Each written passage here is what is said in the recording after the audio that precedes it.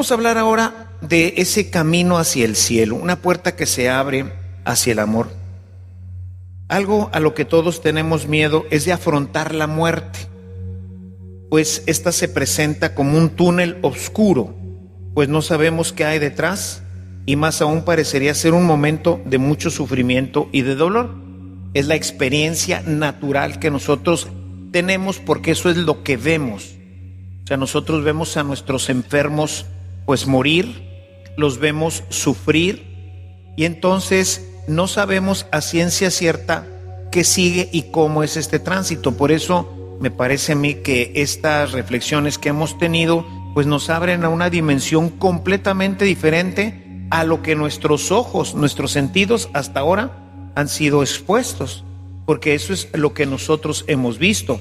Pero sin embargo, escuchando el testimonio de esta Mary O'Neill, pues Mary O'Neill no es eso, no parece ser eso, sino más bien parece ser un momento de mucha paz, de mucha alegría, de mucho gozo, en el que el alma simplemente se separa del alma, se separa del cuerpo y vuela, o sea, asciende. No es que ascienda, ¿verdad? O sea, son ideas, son imágenes que, como hemos dicho, pues tenemos que tomar directamente de nuestras categorías humanas, ¿verdad? Todavía seguimos nosotros pensando que el cielo está arriba, y no hay un arriba, ni hay un abajo, ni hay un lado, ni hay otro. En Él somos, en Él existimos, en Él nos movemos, y esta es la realidad del cielo. Sin embargo, de alguna forma tenemos que expresarlo. Dicen, y entonces Jesús ascendió, y hablamos de la ascensión.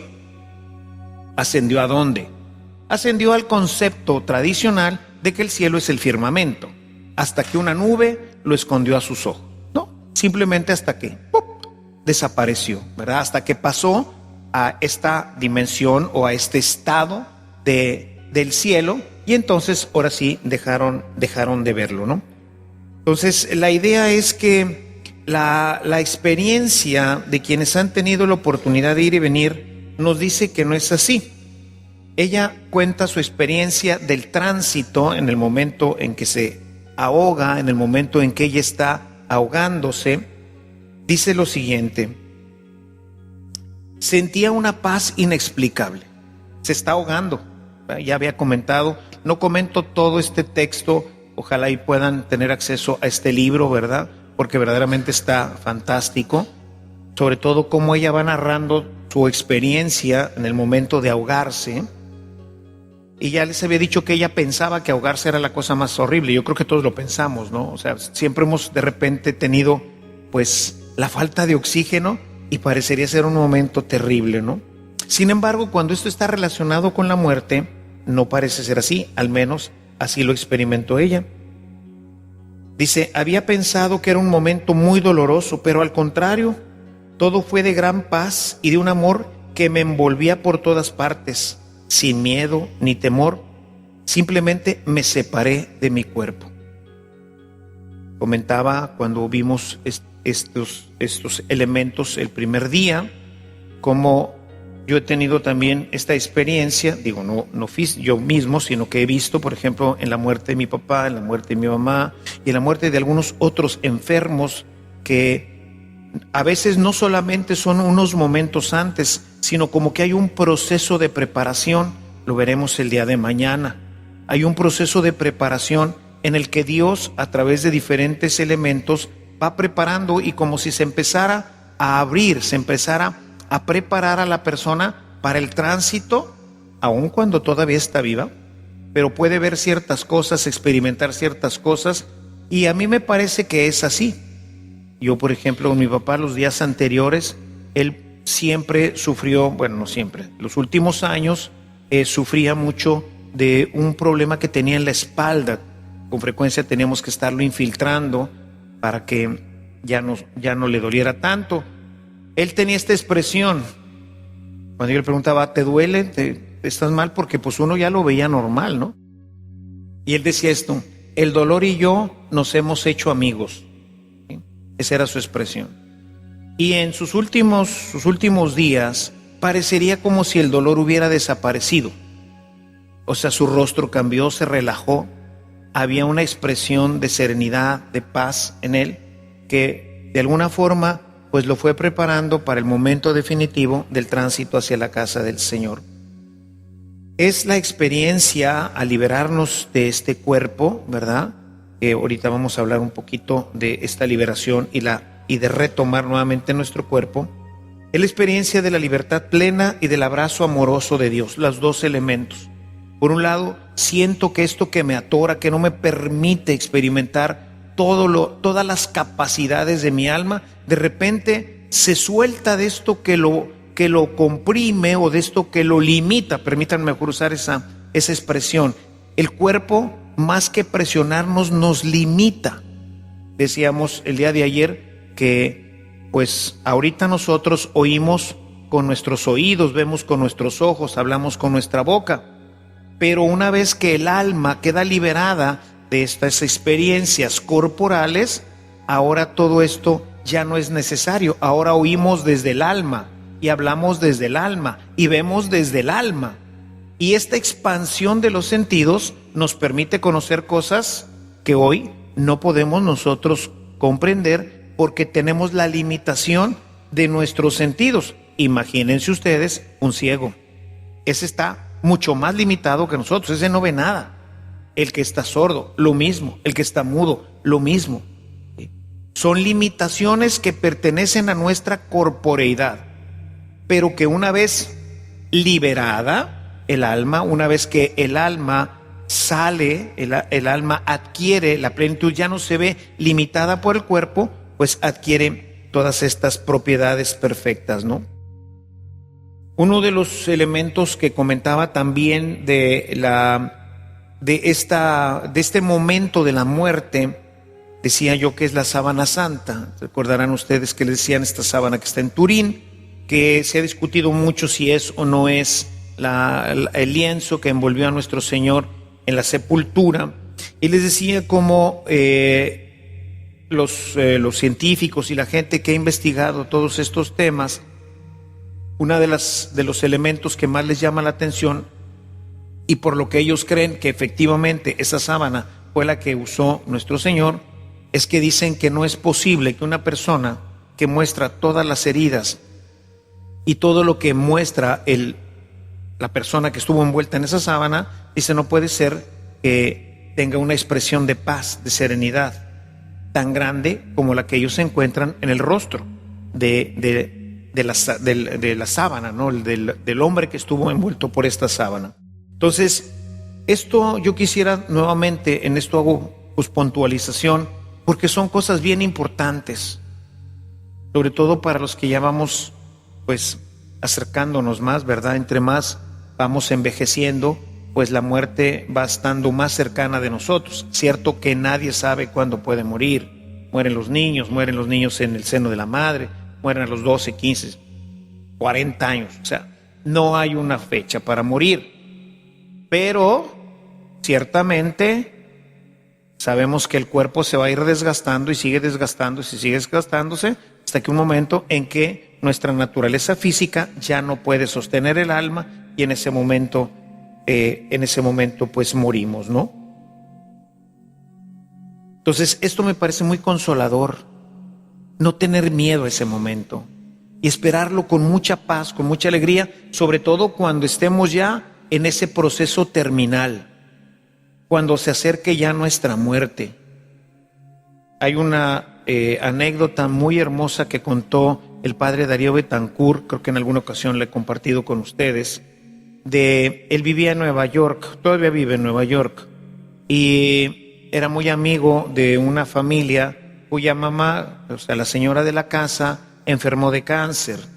Y bueno, pues el padre Darío, en diferentes momentos, Dios le concedió el don de poder sanar personas.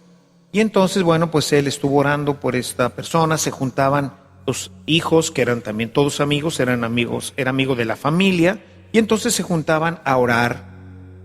Llegó un momento en que, pues, la señora orando, Dios le revela que no la va a sanar, que va a morir.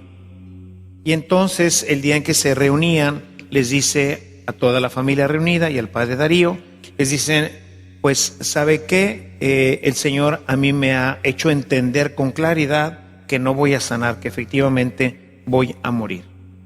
Entonces yo quiero pedirles que cambiemos la oración, que dejemos de orar por mi sanidad y que empecemos a pedir para que el momento de mi partida sea un momento gozoso para todos. Y entonces cambiaron su oración y empezaron a pedir por este momento. Y dice el padre Darío que efectivamente en el momento de la muerte de esta señora había un gozo y una alegría profunda en el corazón de todos, que fue realmente una fiesta, porque sabían que la señora, la mamá, esta persona que moría, iba ya a gozar eternamente con Dios, pero era, como les decía al principio, una experiencia interna, un conocimiento, como decíamos, que dice San Ignacio, profundo del corazón. Tengo la certeza de que así es. No creo, espero, ojalá, pues no sé, no. Es algo que Dios concede al corazón. Y esto es lo que nosotros pues tenemos que pedir para que en el momento de nuestra muerte o la muerte de alguno de nuestros hermanos, de nuestros amigos, de nuestros familiares, podamos también tener esa paz, esa alegría, esa serenidad, no fingida, no de resignación, bueno, pues ni modo, ya se fue, y quedarnos con esto. Siempre quedará la ausencia, extrañaremos a las personas. Mi mamá apenas murió el año pasado, y sí, la extraño, pero no me duele, porque sé dónde está. Sé que está gozando plenamente de esto que yo espero algún día también poder vivir junto a ella. Pero es una experiencia que Dios concede, es algo que se va madurando en el corazón y que tenemos pues todas estas experiencias que nos cuentan algunos hermanos. La muerte se presenta como el anhelo que tiene un hombre de volver a la casa de donde de alguna manera entendemos que pertenecemos. Te das cuenta de que ya no perteneces aquí. ¿Se acuerdan el texto que leía de San Ignacio de Antioquía? Ya no encuentro nada que me llene, nada que me alimente en este mundo. Ahora lo que anhelo, mi deseo más grande, ya es participar eternamente de Dios. O sea, regresar a ese lugar que de alguna forma, no es que antes hayamos estado ahí, nunca hemos estado. Somos una creación, no como muchas religiones dicen, transmutación de almas, y siempre hemos existido y todo este tipo de tonterías. No, en el momento de nuestra concepción, en ese momento Dios creó el alma y empezamos a existir en la eternidad. Nunca moriremos, nunca nos extinguiremos, siempre existiremos. Nada más habrá una transformación, pero empezamos a existir en ese momento. Sin embargo, el alma tiene este anhelo de estar en un lugar diferente, siente de alguna forma que esto no es para lo que fue creado, empieza a anhelar, a añorar ese lugar. Y por eso dice también Marinil en su libro, dice, era como volver a casa, y dice, y yo ya no quería regresar a esta tierra, ya no quería regresar a esta tierra, y yo creo que nadie querría. Una vez que vemos esto, que experimentamos todas estas cosas, pues ¿quién querría volver? En plan de broma, creo que esta broma me la hayan escuchado en diferentes ocasiones, especialmente aquí en la parroquia, que pues después de la resurrección de Lázaro, recuerden que Lázaro estaba muerto, murido, ya se acabó, ¿verdad? Ya hasta olía mal, tenía varios días ya en el sepulcro, y viene Jesús y lo resucita. Y yo creo que buscó la oportunidad, le dijo, a ver Jesús, ven para acá. Digo, yo sé que tú querías hacer un milagro y todo esto, pero ¿por qué yo? Ya me había muerto. Tanto que se batalla para morir, ¿no es cierto? La enfermedad, el de esto, el otro. Y ya que me morí, ya que estoy en el cielo, no, vente, ¿cómo que vente para acá, verdad?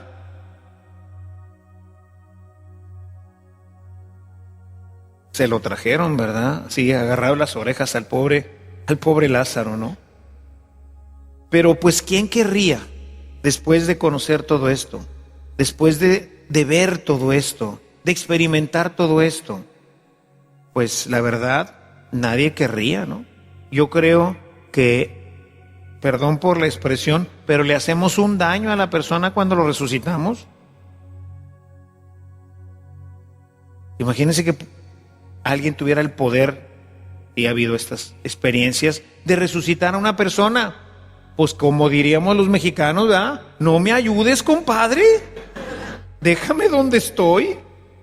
¿Ah? Déjame donde estoy. No me regreses. No me regreses. ¿Ah? He regresado a casa, estoy en casa, y ahí es donde el alma entiende que ahí pertenece, que desde siempre ha pertenecido ahí, pero ha pasado este tránsito aquí en la tierra. Es como una nostalgia de algo que de alguna forma sabemos y esperamos, pero que sin una relación profunda con Dios y en vistas a la eternidad no la entendemos. Pero existe y el alma lo sabe. Y así podríamos entender esta frase que continuamente también repito de San Agustín: el alma está inquieta hasta que no repose en ti. Hasta que no repose en Dios, hasta que no regrese a ese lugar para el que fue creado, donde sabe que pertenece. El alma sabe que no pertenece a este lugar. Las personas que van desarrollando una vida espiritual seria, fuerte, todos los místicos, y aunque no se llegue al estado de misticismo, en la medida en que vamos avanzando en nuestra vida espiritual, verdaderamente sentimos que ya no tenemos nada que hacer aquí y que esta no es nuestra casa, que tenemos una casa a la que realmente pertenecemos, que ahorita aquí estamos, pero la anhela y sabe, el alma sabe que pertenece ahí y que no está destinada a morir, como pues vemos la experiencia de que la gente muere, ¿verdad? Y dice, no, ¿cómo? ¿Morir? No, ¿qué es eso de morir? El alma dice, ¿qué es eso de morir? No entiendo qué es eso de morir, porque no estoy destinada, no estoy creada para morir. En el momento de la muerte, Jesús, que prometió estar con nosotros, nos abraza. Es impresionante en este sentido la experiencia de nuestra autora. Ella escribe: en el momento en que entregué mi futuro a la voluntad de Dios, ella narra un poquito antes que cuando se encaja su kayak en el fondo y que ve que no puede salirse, ¿ah?, porque tiene encima el chorro de la cascada, ella dice, ya me voy a ahogar. Ella piensa, no tengo salida, no puedo salirme de aquí. Y ella entiende que se va a ahogar. Pero lejos, como decíamos hace un momento, de sentir pánico, de sentir desesperación, de quererse salir, ella empieza a experimentar, como lo leí hace un momentito, mucha paz. Y dice que lo primero que se le ocurrió cuando se dio cuenta que se iba a ahogar fue empezar a rezar. Dice, empecé a rezar la oración que me sabía bien, el Padre Nuestro. Y terminando, no le dije, Señor, sálvame, sácame de aquí, no quiero ahogarme, no quiero morirme, sino que ella dice, hágase tu voluntad. Y por eso es el párrafo que leo, es el párrafo que continúa a esto que estoy narrando. Dice, en el momento en que entregué mi futuro a la voluntad de Dios, hágase lo que tú quieras, como tú quieras, tuve la sensación física de que Jesús me estaba sosteniendo y reconfortando. La experiencia física, lo sentía ella, no de forma abstracta, como en una tarjeta de felicitación. Sentí su abrazo tangible, tanto como sentía el plástico del bote alrededor de mis piernas y el peso del agua sobre mi torso. Así, o sea, sentía que alguien la abrazaba y que al mismo tiempo le comunicaba este amor impresionante. Sentía que Jesús vertía su amor infinito sobre mí, su bondad, su compasión, su misericordia, eran una experiencia que experimentaba directamente mi alma. Esto está ocurriendo en el momento de su muerte. Ella siente que alguien la abraza físicamente, y por eso me llama la atención, y bueno, creo que aquí hay una gracia muy especial que Dios le dio a esta mujer para poder contar todas estas cosas, ¿verdad? Pero dice, así como sentía yo, estaba atorada porque llevan un plástico aquí que hace que ellos puedan girar en las corrientes y poderse volver a enderezar. Tienen un plástico aquí que los impide que el agua se meta. Y entonces dice, así como sentía físicamente esto, sentía físicamente que alguien me abrazaba. Era Jesús, ¿sí? Que vertía su amor infinito, su bondad, su compasión, su misericordia directamente en mi alma. La teología cristiana católica, especialmente, habla, como lo veíamos ayer, de dos juicios: el personal, que ocurre cuando morimos, y el universal, que dice referencia al juicio universal. Esto se apoya en el texto de Pablo en Primera de Tesalonicenses 4:15. El texto dice lo siguiente, ya lo hemos leído, lo leo para ustedes. Dice, por lo cual les decimos esto por la palabra del Señor, que nosotros, los que estemos vivos y que permanezcamos hasta la venida del Señor, no precederemos a los que durmieron, ¿sí? Cronos, Kairos, ¿sí? Los que siguen en el tiempo no van a preceder, no van a irse primero, no van a tener una diferencia con aquellos que ya murieron. Pues el Señor mismo descenderá del cielo con voz de mando, con voz de arcángel y con la trompeta de Dios, y los muertos en Cristo se levantarán primero. Entonces nosotros, los que estemos vivos y que permanezcamos, seremos arrebatados juntamente con ellos en las nubes al encuentro del Señor en el aire, y así estaremos con el Señor siempre. Por tanto, confortaos unos a otros con estas palabras. Entonces, hay una experiencia pasada, ¿verdad? Los que ya murieron, y ellos, los que estén, ¿verdad? O los que estemos, no sabemos cuándo vaya a ocurrir esto, vamos a ver que los cuerpos pues resucitan, ¿no? Y uno dice, bueno, estamos hablando de gente que vivió hace miles de años. Nuestro Adán, el primer hombre sobre la tierra, el primer Homo sapiens, la primera creación de Dios como hombre, en el dato más cercano que pudiéramos tener sería más o menos unos 60,000 años. Y, o sea, el primer hombre que habitó este planeta, tendríamos que situarlo por muy cercano a nosotros hace 60,000 años. Algunos estudiosos lo ponen en más del doble, 120 o 130,000 años.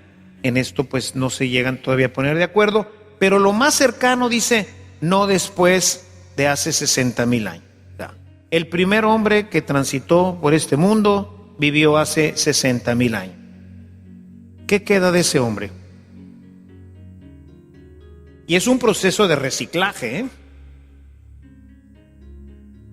Porque es la misma tierra, no crean que luego vienen y echan más tierra. Ese hombre se hizo polvo, se hizo tierra y luego se convirtió en planta, y esa planta se la comió una vaca y la vaca nos la comimos nosotros, y entonces resulta que nos comimos a un tío, un abuelo de hace 50,000 años, ¿no? Y así podríamos hablar de esto, porque pues así es. Es decir, nosotros, si hablásemos, y aquí está la parte interesante, ¿no? Si hablásemos materialmente, pues la gente que esté viva, pues se despedazaría, ¿no? Porque parte de Adán y Eva seguramente está metida en el cuerpo de los que estén ahí, como está en nosotros.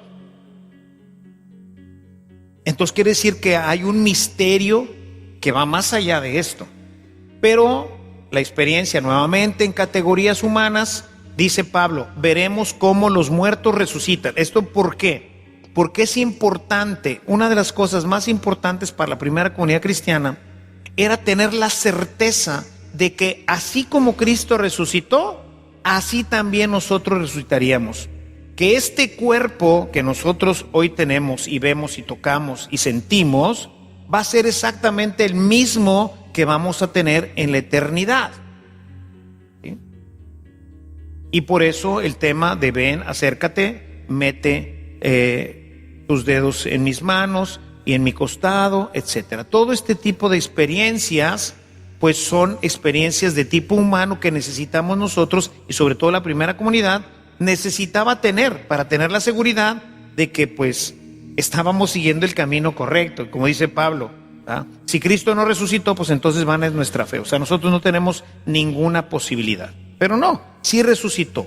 Mucha gente lo vio, él mismo lo vio ya glorificado, y entonces tenemos esta experiencia de resurrección. ¿Cómo será? Bueno, pues aquí les voy a hablar un poquito de lo que yo he estudiado y un poquito de lo que he especulado sobre qué será esto y cómo pudiera ser, ¿verdad? Que como les decía ayer, lo más probable es que me equivoque porque pues no sabemos, pero fíjense y ustedes pensarán si está bien o si está mal, pero más que nada, como vuelvo a insistir, lo importante, lo que busco es que ustedes se animen y digan, qué buena onda, o sea, qué padre resucitar, qué padre irse al cielo, qué maravilloso lo que vamos a vivir en la eternidad. Y entonces, como explicaba, creo que el tema de la escatología anticipada tiene que ver con el ámbito de Kairos y no del Cronos, ¿sí? Ya les explicaba que se llama la escatología anticipada, que de manera oficial la Iglesia no acepta bajo las formas normales, porque quienes las han presentado la presentan como si ya los muertos en este momento hubieran resucitado dentro del Cronos, ¿verdad? Y esto no es cierto, no es así, ¿verdad? Hablábamos cuando vimos lo de Planilandia, decíamos nos salimos del Cronos y entramos al Kairos, y en ese Kairos podemos ser llevados al final de los tiempos del Cronos, en el Kairos de Dios, y ahí en ese momento pues tener la experiencia de la resurrección, que es lo que Pablo vería, que es lo que los que estén vivos van a ver, una resurrección del Cronos, en el Cronos, al final del Cronos, en ese momento pues se dará la resurrección. Pero en el Kairos las cosas, como lo traté de explicar ayer, no son así. Hay otra espacialidad, hay otra temporalidad, hay otra corporeidad, ¿sí? En el Cronos se da esa separación, pero solo dura hasta que entremos de lleno al cielo. En el Cronos, o sea, en donde estamos nosotros, el alma se separa, que es lo que le pasa a Marinil y lo que vemos a todos, ¿no? El alma se separa. Algunos santos incluso han hablado de ver cómo se separa el alma, ¿verdad? Y el alma vuela hacia Dios, mientras que el cuerpo permanece aquí. El cuerpo lo vamos a enterrar, se va a podrir, se va a reciclar, y quién sabe cuándo termine esta historia, ¿okay? Pero hay una separación. El alma, por una gracia de Dios, se separa, y entonces el alma queda libre del cuerpo en ese momento del Cronos, ¿ok? Decíamos ayer cuando revisábamos el tema de Marinil, decíamos que ella cuando va ascendiendo hacia el cielo tiene la doble experiencia. Mientras voltea hacia abajo, ve la tierra, ve a sus compañeros, ve su cuerpo muerto ahí a la orilla del río, y cuando voltea hacia el cielo ve una experiencia completamente diferente, los colores, las flores, en fin, todo lo que platicamos el día de ayer. ¿Por qué? Porque todavía no está en el cielo, está compartiendo, ¿sí? Está compartiendo la doble experiencia. Por eso el alma se separó y el cuerpo se quedó aquí. El alma sigue ascendiendo hacia Dios, mientras que el cuerpo en el Cronos, o sea, ella está participando de manera imperfecta. Ahora ya es imperfecta su participación en el Cronos y en la tierra, y es imperfecta su participación en el cielo. Está in between, ¿verdad? Nadie se puede quedar con un pedacito de cielo y con un pedacito de tierra. Pero en ese momento, en el momento del tránsito, así es como lo han experimentado todos los que lo han vivido. Hay un in-between, hay un momento en que veo cosas, percibo mi cuerpo muerto, lo veo ya no se mueve. Yo en cambio ahora me veo, puedo verme, ¿verdad? Que estoy muerto, que estoy en un hospital o que estoy como esta mujer a la orilla de un río. Veo y oigo, ¿se acuerdan que decíamos? Oigo con mis oídos a la gente que está en la tierra, pero oigo con mi alma a la gente que está ya en el cielo. Entonces, ¿se acuerdan que decíamos ayer cómo se está dando este in-between? Puedo tener esta doble experiencia, ¿no? Entonces, la experiencia de la escatología anticipada, si es así como se puede presentar, es algo que se está dando en el kairos, no en el cronos, donde el tiempo y la eternidad adquieren su verdadero sentido y dimensión, como también ayer nos lo comentaba esta mujer en su libro. Si esto es así, podemos entender que en el momento de la muerte hay un desprendimiento. El alma se separa del cuerpo, el cual queda sujeto al cronos. El cuerpo sigue sujeto al cronos, mientras que el alma se va preparando para el kairos, en donde tomará la dimensión del resucitado. Ciertamente este es un misterio que no podemos explicar con gran claridad. El cuerpo queda en el espacio que llamamos cronos y el alma entra en una espacialidad, en una nueva dimensión que llamamos kairos. En la Sagrada Escritura encontramos esta alusión a la separación, Génesis 35:18. Y aconteció que cuando su alma partía, pues murió, lo llamó Benoní, pero su padre lo llamó Benjamín. Estamos hablando de la muerte de Sara, ¿sí? Aconteció que cuando su alma partía, se separaba el alma. Pues ya desde el Antiguo Testamento nos ha querido instruir el Señor que sí, hay una separación. El alma se separa del cuerpo y entonces el cuerpo sigue su camino en el cronos hasta el final del cronos, que será el último día de la existencia. Raquel, perdón. Sí, porque ¿qué dije? ¿Abraham? Sara, no, es Raquel, la otra, la esposa de Israel, pues. Y en esta separación, ¿verdad?, el alma es espíritu puro y asciende al kairos. Y la materia queda en el cronos, queda aquí en la tierra. Va a seguir su tránsito normal en el cronos hasta que el cronos se acabe. Pero el alma ya no está sujeta a esto. Entra a todo lo que ayer hablábamos de esta nueva espacialidad y de esta nueva temporalidad. Misteriosamente existen en nosotros dos entidades independientes que sin embargo están unidas trascendentalmente, pero que han de unirse nuevamente. Es decir, hay dos entidades en nosotros: el alma espiritual completamente y que pertenece al ámbito divino, que es la que quiere regresar a ese lugar al que siente que pertenece, y este cuerpo que está aferrado aquí y que quiere un carro nuevo y que quiere comer y que quiere no sé qué tantas cosas, ¿verdad?, que es el que va caminando en el cronos, el que tiene necesidades, el que le gusta la comodidad, etcétera, que somos nosotros. Ese cuerpo, ¿verdad?, pues se va a morir. ¿Por qué? Porque no tiene las características necesarias para permanecer eternamente. Y este se queda aquí. ¿Sí? Los únicos cuerpos que no están aquí son el de Jesús y el de la Virgen María. Todos los demás están aquí en la tierra, ¿verdad? Todos, desde Adán hasta el último hombre que circule por este tiempo. Pero están unidas trascendentalmente.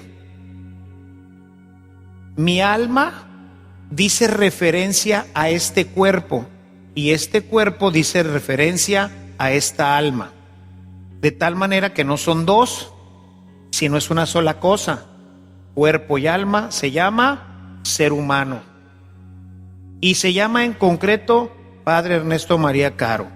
Esta alma y este cuerpo pertenecen a esta persona individual.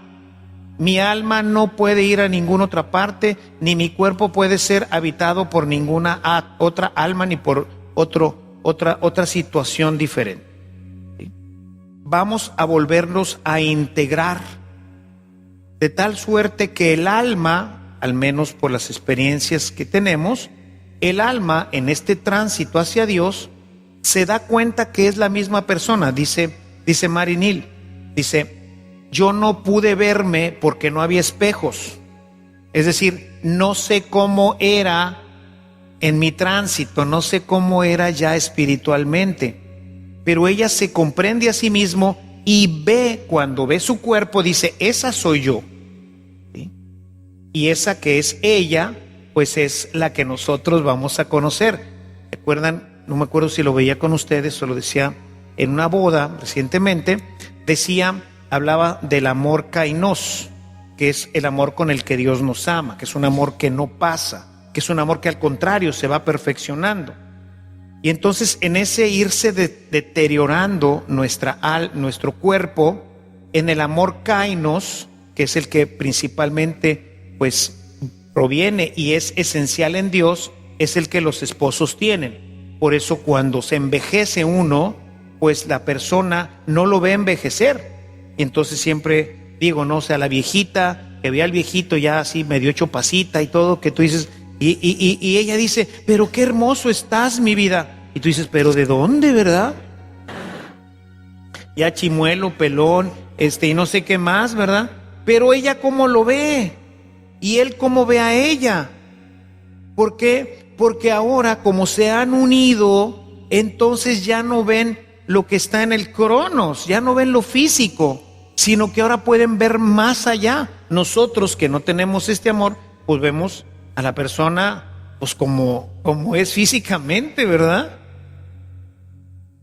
Y entonces ya perdió belleza, ya perdieron muchas cosas, pero la esposa no, el esposo no, el hijo no, el padre no. O sea, sigue uno diciendo de su mamá, ay, qué hermosa viejita, y tú, ay, caray, pues por dónde la verán, ¿verdad? Así es, ¿verdad? Es un amor que no envejece, es un amor que permanece, porque está ahora muy en relación con el tema de esta experiencia de Dios. El alma conoce a la otra alma, no a este cascarón, aunque este cascarón físicamente represente a esa persona, y que cuando salga de este cascarón podrá retomar la plenitud a la que hemos sido llamados. Creo, como muchos teólogos pues afirman, que el cuerpo no puede existir sin la carne que le fue dada y que forma parte de él. Sin esa relación a la carne, ¿qué es lo que es el alma? ¿Qué forma tiene? Creo que en esto tiene razón el teólogo jesuita Pierre Teilhard de Chardin, que dice, somos un espíritu encarnado. Realmente la creación de Dios es un espíritu que se encarna. Que cuando somos creados, lo que crea Dios no es nuestro cuerpo. El cuerpo se va a encarnar como Cristo. Nada más que Cristo lo que se encarna es el verbo, y en nosotros se encarna un alma. Lo que Dios crea es el alma, y esa alma es la que se va a encarnar. Por eso es que es gravísimo el aborto, porque una vez que ha sido engendrada la persona, ya existe como tal, aunque sean unas cuantas células. La madre, por decirlo de alguna forma, está proveyendo los elementos humanos, los elementos físicos, carnales, para que esa alma creada por Dios se vaya encarnando, vaya teniendo la forma que finalmente pues tendremos. Ahora sí, ¿en base a qué? En base a la genética. Y entonces si viene de unos papás güeros, pues serán güeros, y si vienen unos papás morenitos, pues serán morenitos, etcétera. Tendrá las características que está proveyendo la naturaleza humana, pero la naturaleza divina ha proveído todo aquello que le es propio al alma: el amor, la alegría, la paz y todo lo que forma parte de nuestra experiencia espiritual. Lo que Dios crea es el alma. La carne simplemente pues ya estaba, ¿verdad? La mamá pues empieza a generar todo lo demás y se va encarnando esta alma y seremos lo que somos. Entonces, en esencia podríamos decir, digo yo, pues este teólogo jesuita, ¿no?, de Teilhard de Chardin, pues me parece a mí que tiene mucha razón cuando dice, somos un espíritu encarnado. Seres espirituales que tenemos una experiencia humana. Seres espirituales que tenemos una experiencia humana. Esto me ha fascinado. Es por ello que en el momento de la muerte y al entrar en el cielo, podríamos decir que el alma, de la misma manera que tomó carne en nuestra concepción, así se encarnará ahora el alma, pero de una carne gloriosa. Ay, Carlitos. Imagínense, traten de imaginarse esto, ¿no? Del cuerpo, nuestro cuerpo muerto en el cronos. El alma asciende al cielo y al entrar en el cielo, entonces ahora Dios la reviste, ¿sí? Esa alma, así como aquí el cuerpo humano la revistió de carne, en el cielo la reviste de carne gloriosa, de un cuerpo glorioso. Les voy a presentar una idea que me parece que pudiera representar claramente esto. Ezequiel 37, 1, 8. La mano del Señor vino sobre mí y me sacó en el espíritu del Señor y me puso en medio del valle que estaba lleno de huesos. Él me hizo pasar en derredor de ellos, y he aquí eran muchísimos sobre la superficie del valle, y he aquí estaban muy secos. Y él me dijo: Hijo de hombre, ¿vivirán estos huesos? Y yo respondí: Señor Dios, tú lo sabes. Y entonces me dijo: profetiza sobre estos huesos y diles: huesos secos, oigan la palabra del Señor. Así dice el Señor Dios a estos huesos: he aquí que haré entrar en ustedes espíritu y vivirán, y pondré tendones sobre ustedes, haré crecer carne sobre ustedes, los cubriré de piel y pondré espíritu en ustedes, y vivirán y sabrán que yo soy el Señor. Profeticé pues como me había mandado, y mientras yo profetizaba hubo un ruido y luego un estremecimiento, y los huesos se juntaron cada uno con su hueso. Y miré, y he aquí que había tendones sobre ellos, creció la carne y la piel los cubrió, pero no había espíritu en ellos. Subimos, y entonces fíjense cómo esto corresponde perfectamente, o podría corresponder perfectamente a lo que dice San Pablo. Primera de Corintios 15, 42, 44. Espero que no se me confundan mucho. Ayer alguien me decía: padre, es que esto está muy elevado, no estamos entendiendo nada, ¿verdad? Les digo: no, yo tampoco, estoy hablando de lo que creo que tampoco entiendo, pero pues ese es el misterio, ¿verdad? Si ya lo entendiéramos, pues ya no sería misterio, ¿no? Pero espero que no terminen más confundidos, ¿no? Como aquel abogado que confundió tanto al juez que terminaron condenándolo, ¿verdad? Entonces, fíjense en esta imagen que les estoy presentando, en esta idea. Vean lo que dice ahora Primera de Corintios 15, 42, 44.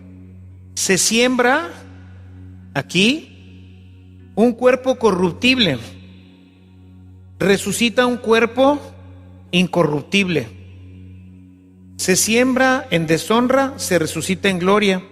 Se siembra en debilidad y se resucita en poder. Se siembra un cuerpo natural, se resucita un cuerpo espiritual. Si hay un cuerpo natural, hay también un cuerpo espiritual.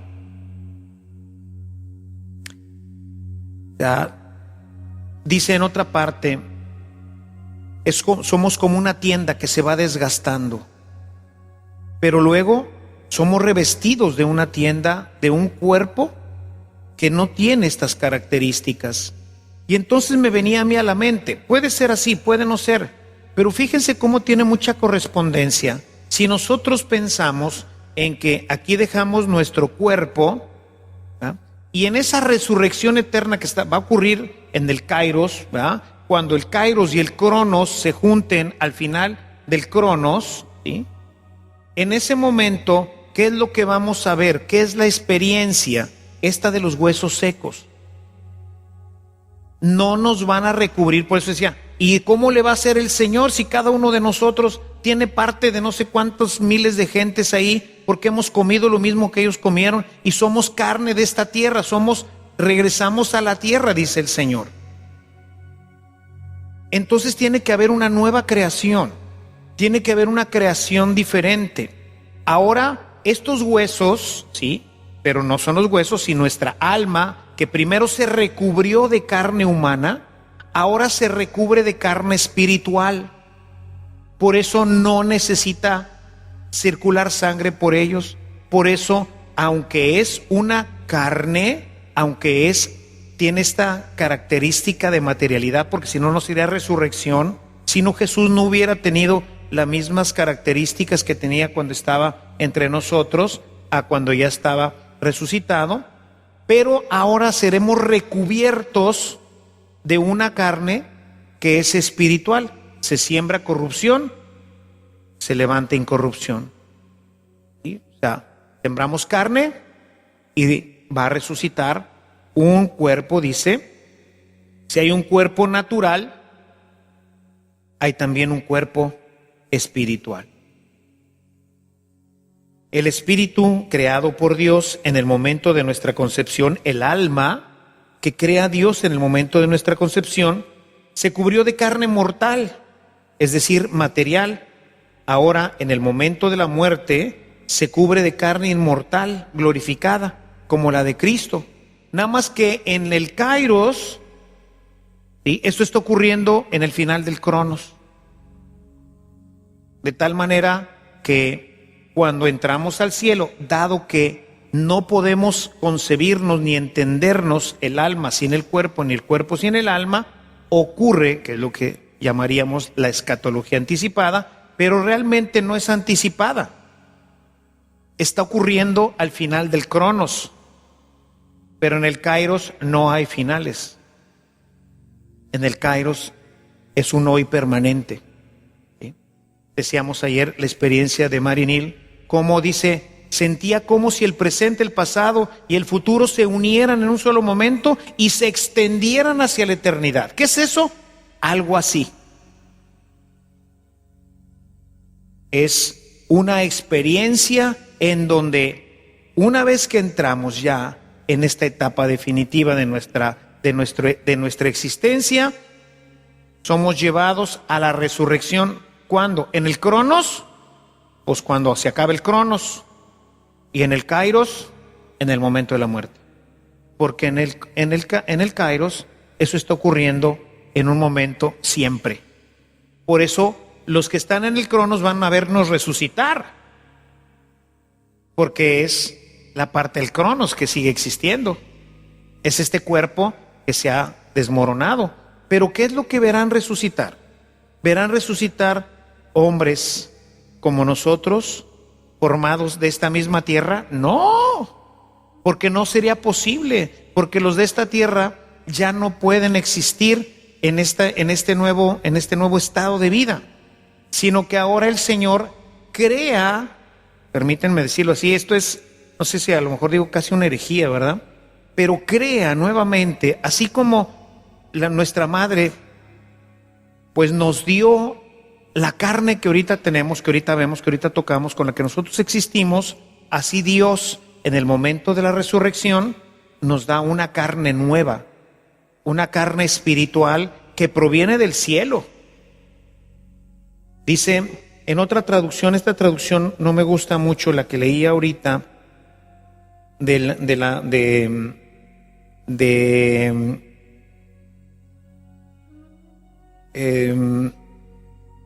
Tesalonicenses, porque dice, entonces nosotros, en el texto griego dice, entonces nosotros, los que estemos vivos y permanezcamos, seremos arrebatados juntamente con ellos en las nubes al encuentro del Señor en el aire, y ahí estaremos con el Señor siempre. El texto habla y seremos transformados. O sea, en ese momento, la carne, o sea, los que estén vivos aquí, no pueden entrar al cielo con esta carne, porque esta carne pertenece a este mundo que va a ser completamente, pues, consumido por el fuego, dice Pablo en Corintios también. Pues no podemos entrar con esta carne, tenemos que entrar con una carne resucitada, con una carne, y por eso, mientras vemos que todos resucitan, ¿verdad?, nuestro cuerpo será también transformado.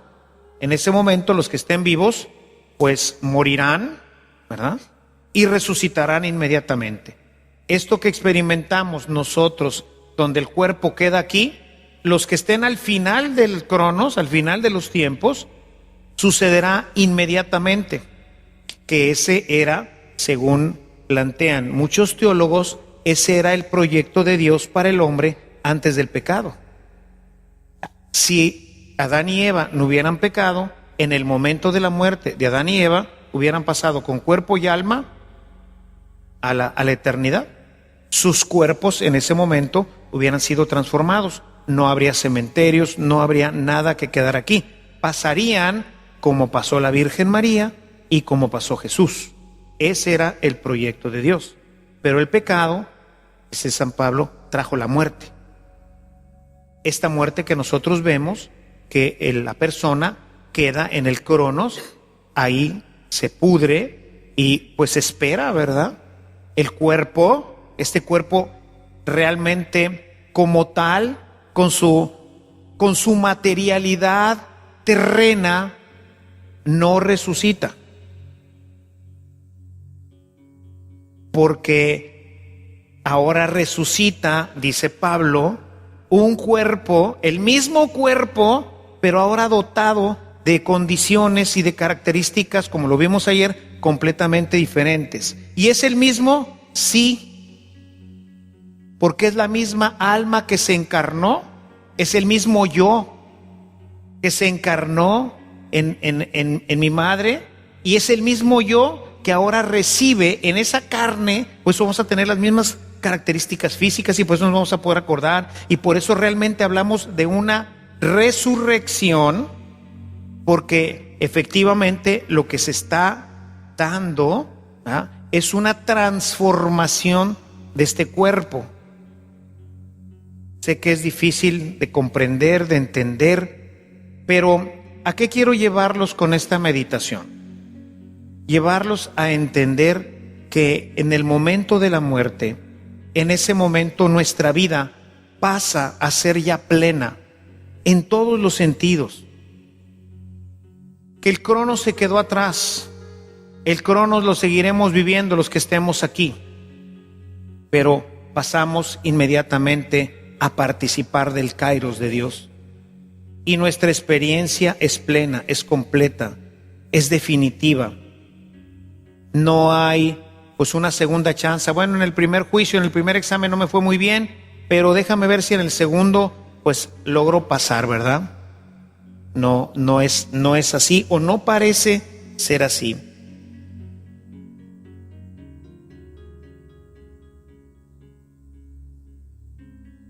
Esta carne y nuestra vida quedan, como lo hemos leído en Primera de Tesalonicenses, transformadas, y esa transformación se manifiesta en una nueva forma de existir. Es por ello que los que han visto a los resucitados hablan de verlos como seres que brillan. Un ejemplo claro lo hemos leído en el inicio de nuestras reflexiones, en el pasaje de la transfiguración, Moisés y Elías. ¿Qué es lo que vieron los apóstoles? ¿Unos fantasmas? ¿Unos espíritus? ¿O vieron realmente a Moisés y Elías? Vieron realmente a Moisés y Elías, ya resucitados, y que brillan, y que tienen un cuerpo diferente al que nosotros, mientras estamos en el cronos, tenemos. En él vemos que las vestiduras de Moisés y de Elías brillan y había un resplandor. Es por ello que los que acompañan a Marinil, en su camino al cielo, no sabía bien si eran hombres o ángeles que brillaban. Dice, leo texto de la autora. Creo que de haber mirado con más detenimiento a mi comité de bienvenida, hubiera reconocido en cada uno a alguien importante en la experiencia de mi vida, ya fuera en la tierra o no. Alguno, por ejemplo, pudo haber sido un bisabuelo que murió muchos años antes que yo naciera. Lo importante es que eran seres radiantes que brillaban y estaban rebosantes del amor de Dios. O sea, la luz, la carne, todo rebosa del amor de Dios, imbuidos en el amor de Dios. Su resplandor, dice la autora, debió de haber sido cegador, pero no lo fue. No tenían sombra y su luz parecía provenir del interior. Yo también parecía absorber e irradiar ese resplandor. Usaban túnicas que parecían hechas con una tela creada con millones de filamentos brillantes que irradiaba color y amor intensos. La tela o el material con el que estaban hechas sus túnicas no solamente irradiaba color, irradiaba amor. Por eso es muy importante la plática, la reflexión del primer día, porque todo está basado en esto. Por eso lo que dice Pablo en su carta, San Juan en su primera carta, Dios es amor, su esencia es amor, nosotros pasamos a entrar, a participar de una manera más esencial de este amor. Y es un amor que transforma, es un amor que brilla, es un amor que se comunica, es un amor, pues como lo presenta aquí el texto, pues que irradia color y amor intensamente. Describir la ropa y los atributos físicos de estos espíritus es como intentar describir el espectro etéreo y constantemente cambiante de las auroras boreales y luces del norte. ¿Qué es lo que vio? Dice, no lo puedo ni siquiera decir, no puedo expresar qué eran estos seres, esa luz, esas ropas. Dice, tratar de hablar de la ropa y los atributos físicos, pues es intentar describir el espectro etéreo y constantemente cambiando de las auroras boreales o las luces del norte. El llegar a comprender interiormente que la muerte no es el final de nada, sino el inicio de la vida definitiva, cambiará toda nuestra vida, nuestra orientación fundamental, y todo se convertirá en relativo. Pues todo es sufrible, lo hemos dicho varias veces, cuando nuestra mirada está fija en la realidad que nos espera y que ha sido prometida por nuestro Señor, el cielo y la vida junto a Él. Es así que la muerte es verdaderamente una puerta de entrada al amor pleno y gozoso de Dios. ¿Cómo tener miedo? ¿Cómo no esperarlo? Si es una puerta que se va a abrir en donde nos vamos a tener una inmersión completa en el amor de Dios, a tal punto que este amor nos va a impregnar completamente, nos va a revestir de una carne gloriosa, y esa carne gloriosa, como lo dice, pues va a estar llena de amor, va a ser un espíritu amoroso, vamos a ser amor junto con Dios, que es amor, y por eso brillamos, y por eso tenemos una nueva realidad. Dice la autora en el libro, darme cuenta de que la muerte en realidad no es el final, cambió radicalmente y de manera práctica mi percepción de lo que significa la vida. ¿Cómo me siento respecto a Dios, mis esperanzas, en lo que creo y en lo que espero? Y sé que esa verdad puede hacer lo mismo por ti. O sea, si nosotros después de estas reflexiones, que como les dije, vamos a tener que rumiarlas ante el Santísimo y dejar que Dios nos siga develando. A mí me parece entender y me parece muy claro esto. No sé si estaré en lo correcto, pero me anima y pienso que así va a ser.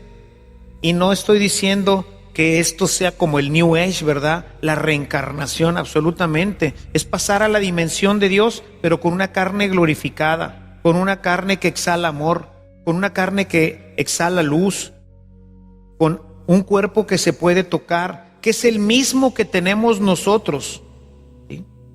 Pero que ahora está glorificado, y esa glorificación quiere decir que hemos sido revestidos, ¿verdad?, de una carne gloriosa, como los huesos, esos huesos secos. Y por eso, pues pueden haber existido en este mundo miles y miles y millones de seres humanos que no alcanzaría toda la tierra para formar los suficientes huesos, la suficiente carne y lo suficiente de todo para que todos tuvieran carne terrena, carne como la que nosotros conocemos, en el cielo, y que esa se glorificara. Ese es el gran misterio, ¿verdad? ¿Cómo ocurre? No sabemos. Sabemos que Jesús vivió esta experiencia. Sabemos que nuestra Madre Santísima, cuando se presenta con su carne, se presenta con su realidad celeste. Está viva, está en el cielo con una carne glorificada, es decir, con una carne que no tiene ya posibilidad de morir ni de enfermarse, pero es ella misma, y sin embargo, fíjense qué hermoso es esto. Es que de veras, entre más uno le busca, pues más se encuentra. Yo he tenido, por mi devoción a la Virgen María, la oportunidad de conocer muchas advocaciones de nuestra Madre Santísima. Recientemente, en Argentina, fui a visitar un santuario mariano que en el sótano tiene, pues, si no todas, la mayoría de las advocaciones del mundo, porque de las patronas del mundo, de la Virgen María, porque cada país tiene su propia advocación. Y es impresionante que pues cada una de ellas es completamente diferente. No solamente en cuanto al color de la piel, en cuanto a su cabello, en cuanto a sus ojos, sino en cuanto a su fisonomía.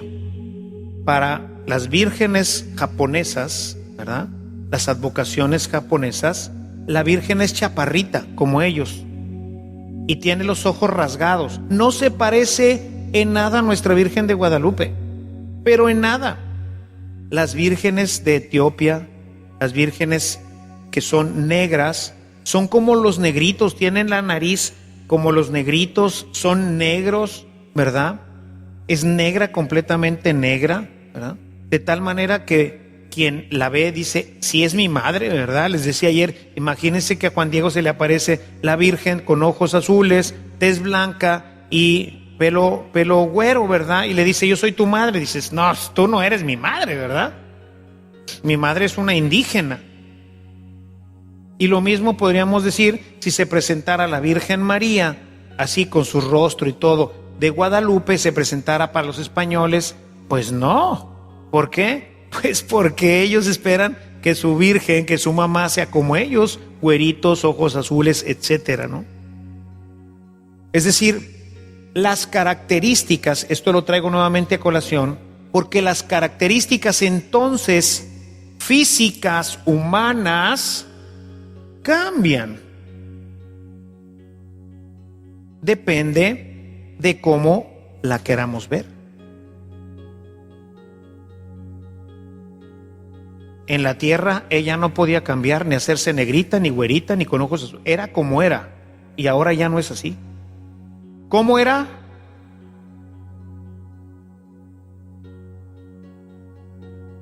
¿Cómo era la Virgen? Allí cuando estudié el doctorado en Dayton, en una de las clases, una de las maestras que nos dio un seminario sobre esto, nos llevó una pintura que se ha hecho hablando del rostro de la Virgen como debió de haber sido. Y nos presenta pues una mujer judía, con las características de una mujer judía, con su tez pues apiñonada, los ojos claros, su pelo oscuro, con una cierta belleza que uno dice, sí, pero ¿dónde está mi Virgencita de Guadalupe? ¿O dónde está, por ejemplo, la Inmaculada? Blanca, hermosa. Cada uno de los videntes, ¿verdad?, pues ha dicho cosas diferentes. ¿Cómo era? La hermana Connie, que dice haber visto a la Virgen María, y pues todas esas imágenes que tenemos ahora de la virginidad perpetua, pues dice, era blanca, era así, era asá. Dices, y entonces la que vio Juan Diego, la que está en el ayate, que dicen, y aquí nos dejó su fotografía.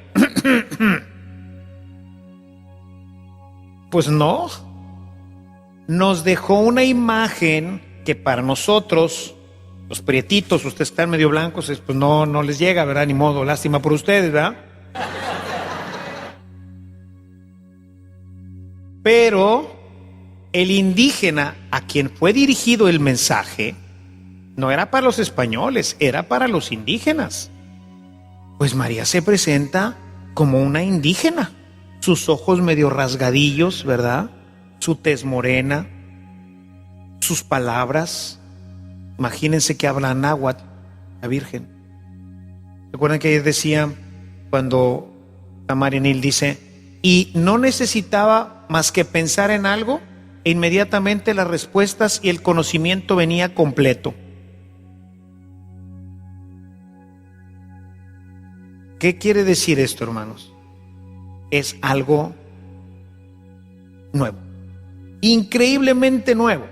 Ni ojo vio, ni oído escuchó, ni puede venir a la mente del hombre lo que Dios tiene preparado. Hemos escudriñado estos textos, hemos escuchado la experiencia de esta mujer que ha tenido esta experiencia cercana a la muerte y que nos narra todos estos elementos y que hemos cotejado con la Sagrada Escritura y decimos, ay Carlitos, pues parece que sí, ¿verdad? Les he propuesto esta idea de cómo seremos creados, ¿verdad? Cómo seremos hechos, no creados, cómo seremos hechos ahora capaces de vivir en la eternidad. Y he hablado de encarnarnos ahora con carne no humana, perecedera, que sangra, sino con una humanidad eterna, con una humanidad como la de Cristo, que permanecerá siempre con Él y que tiene, como ahorita vemos, pues situaciones interesantes como poder cambiar de color. O yo creo que me voy a presentar con mis amigos como negrito, ¿no? ¿Será así? ¿O será que solamente lo pueden ver así? ¿O es algo que, dice Marinil en un momento dado, dice, mucho tiene que ver con la idea y la perspectiva que tú tienes sobre ciertas cosas? Dice, por ejemplo, a mí que me gustan mucho los árboles, pues yo creo que Dios permitió que en mi camino pues viera muchos árboles para que me sintiera en casa.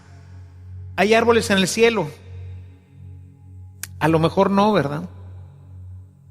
Pero en esa recepción, ella se siente a gusto con esto.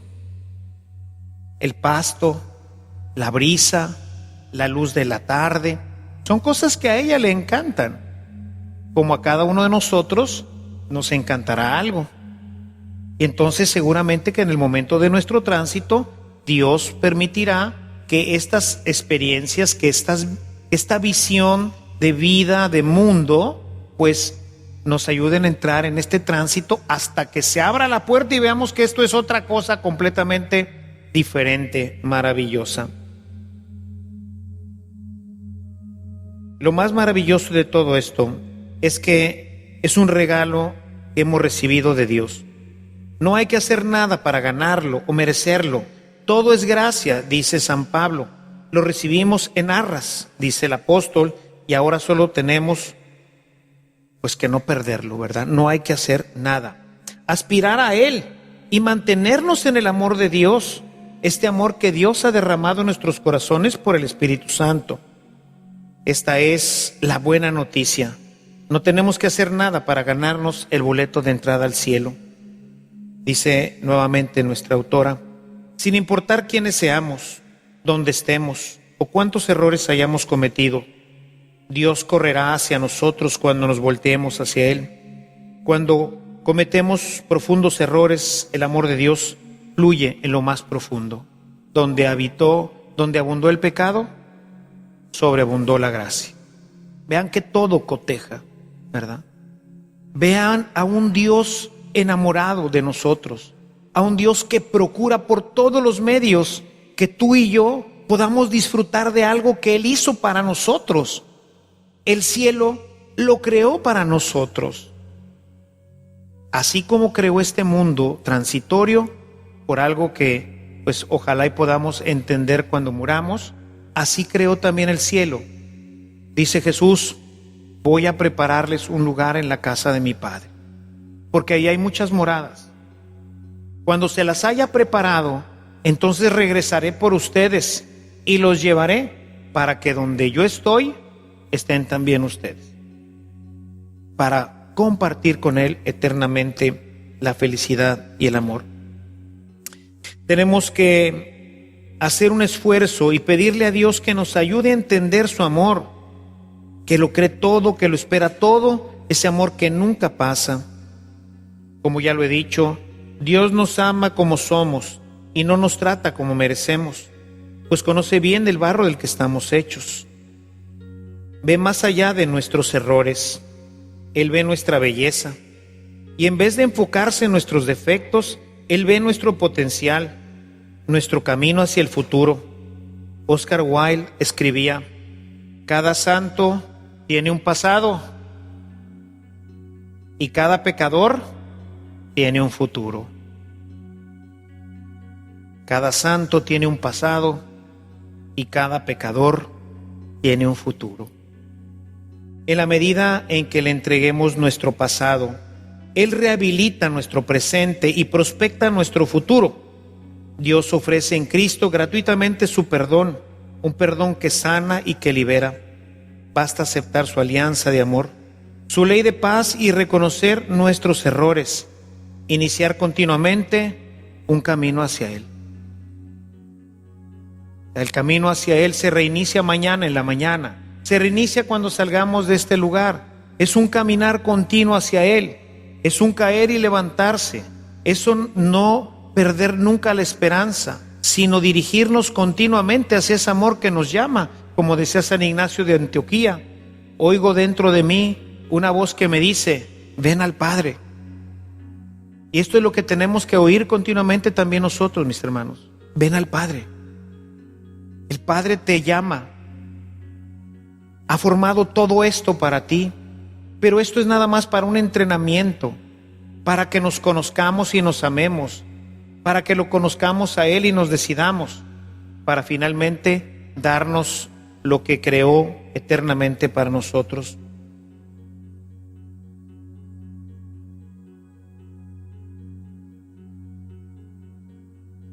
Es pues, como dice la Escritura, un Dios que se deja encontrar.